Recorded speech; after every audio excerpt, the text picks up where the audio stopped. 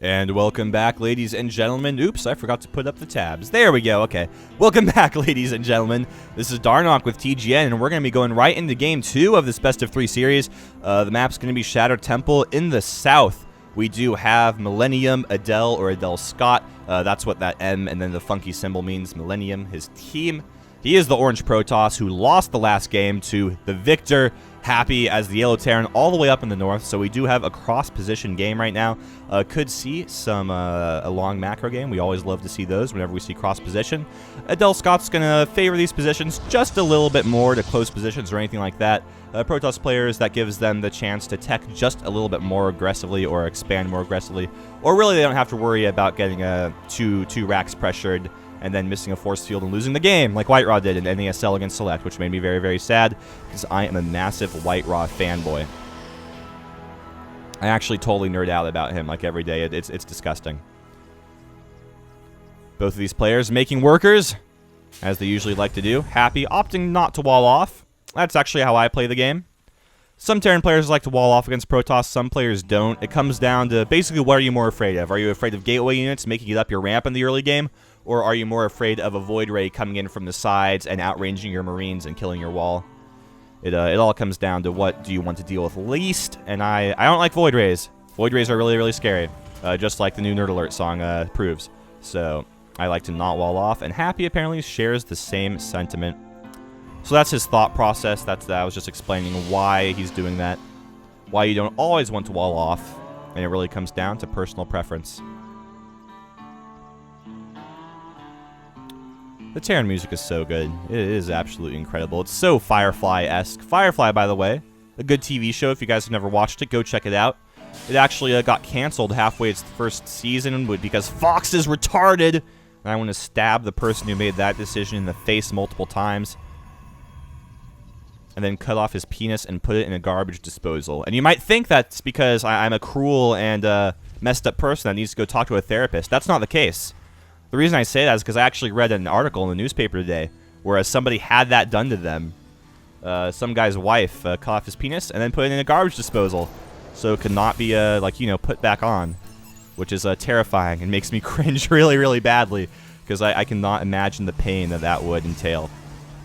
Ugh. Let's go back to talking about StarCraft, guys. This is actually making me hurt just thinking about it. So, again, we do see that our Terran player going to be going at least for what looks to be a 1-1-1 opening. He has that barracks out, going to be dropping down that factory.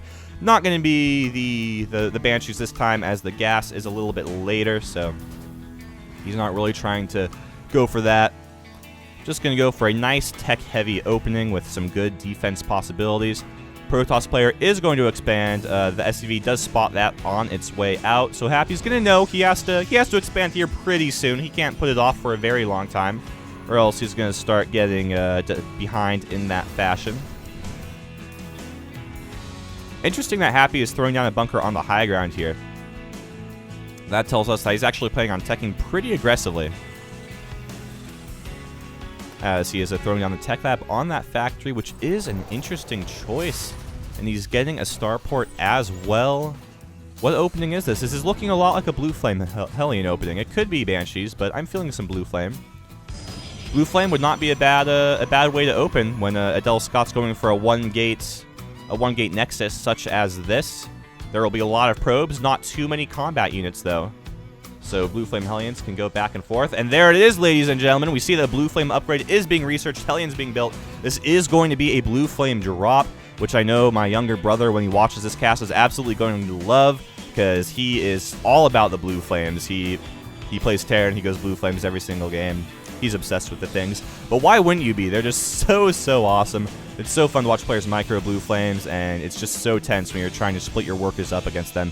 It gets very, very scary indeed. Again, we see Adel Scott going to be going for that gateway heavy focused build as he did that last game. In this game, he realizes something. He said, you know what? I had no upgrades that last game. Upgrades are pretty central to this build. Let's get a forge after our second gateway. Yeah. And he is actually building the ground armor level 1. Very, very good choice. Normally, you'll see weapons get researched before armor. But Adel Scott noticed in the last game, he said, you know what, Happy? You had a lot of Marines the last game. And you know what's good against Marines? Armor upgrades. Because Marines actually deal no damage. They just deal it very, very fast.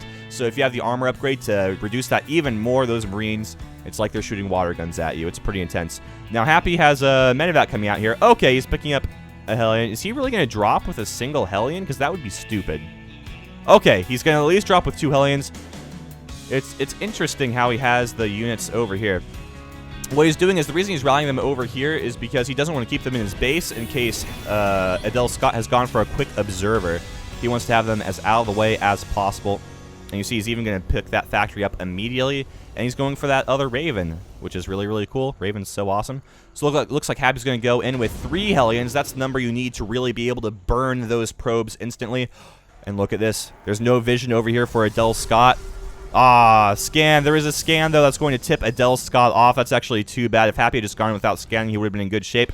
But Adel Scott not going to spot it quite yet. He's just out of range. And there it is. Those Hellions going to go in. Only 2 Stalkers and a Photon Cannon over here. 1 probe does go down. 3 probes go down as well. And he's going to be killing quite a few probes here. Those Hellions getting focused down very, very quickly, though. He should lift this last Hellion up and run away. But that Hellion going to lose the will to live. It regrets its actions. Actually, that medevac got focused down. Excuse me.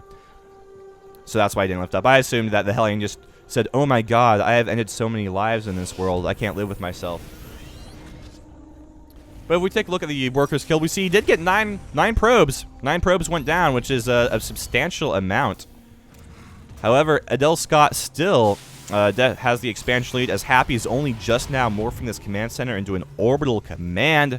Happy very, very late on that expanding, and I don't think those blue flames did enough damage to really make it worth delaying his expansion that much. So Adel Scott does have a pretty strong advantage right now, and he is just going to be capitalizing on that in every way. He is researching his +1 weapons attack. He already has his +1 ground armor. He's building a 4th gateway, and he's building a Twilight Council. Will it be for charge or blink? We're going to have to see. He has a good amount of each of those units.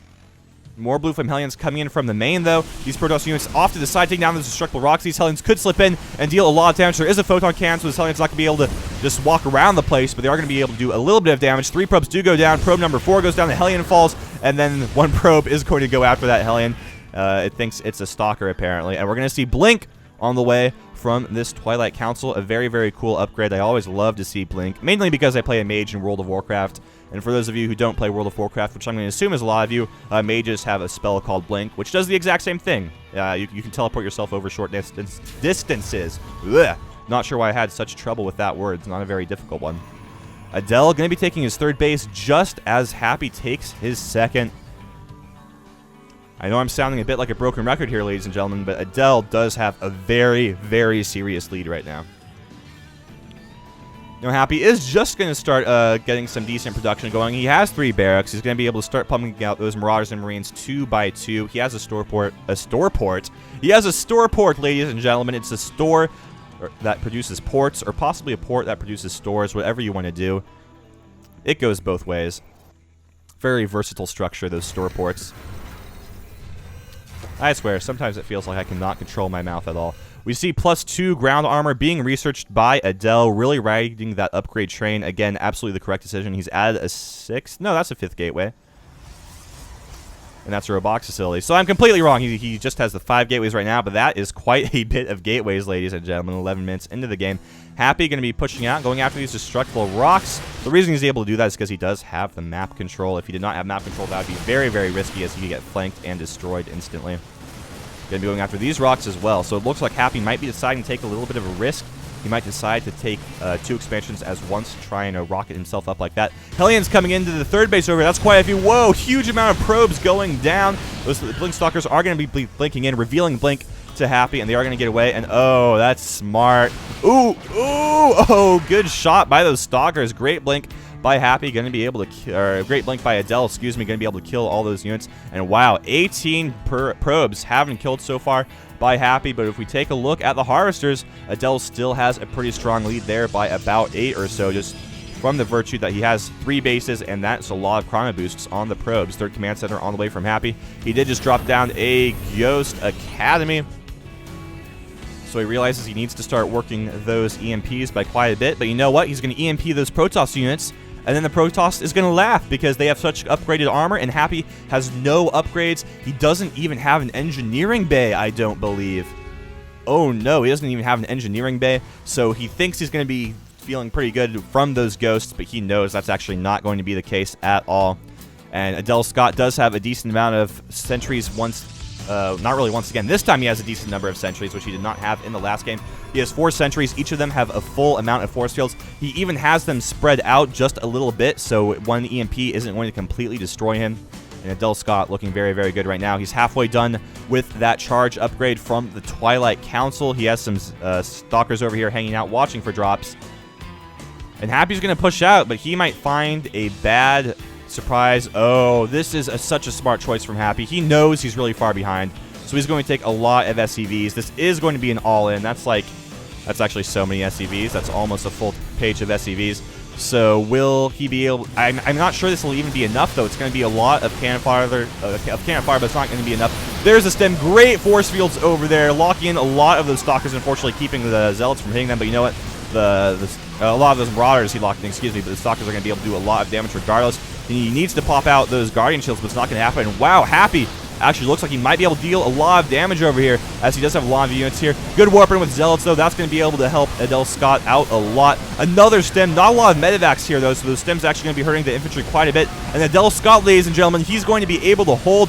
He might lose a few more units, but one more warping is going to turn the tide of battle. There it is. Those zealots chopping up all of the marauders, and Happy is now at such a deficit. 3 bases to 2, 99 supply to 71, 67 probes to 39 SCVs.